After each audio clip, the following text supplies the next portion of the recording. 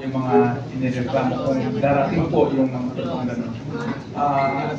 Itong 2024, kita na monitor nyo na, let's say, parang findings ng ombudsman o whatever court that na ilan yung guilty na may nasentensyahan ba? Just like the ombudsman, pag mga politicians ay recommendation na suspension o masabak as a death penalty.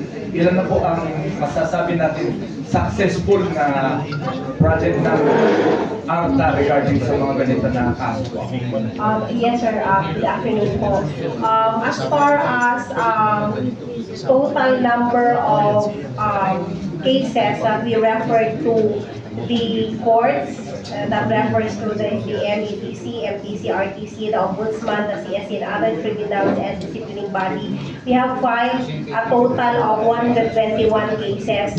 But for this year, since hindi pa natapos, what I have is the data as far as third quarter is concerned.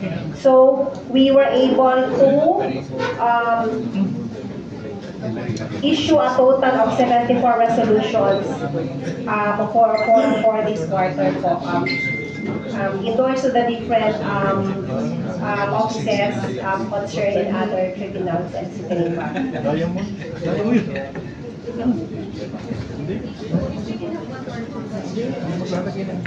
Good afternoon. DGS are based in the forefront of preparing the reports and the world that we read report. What was the March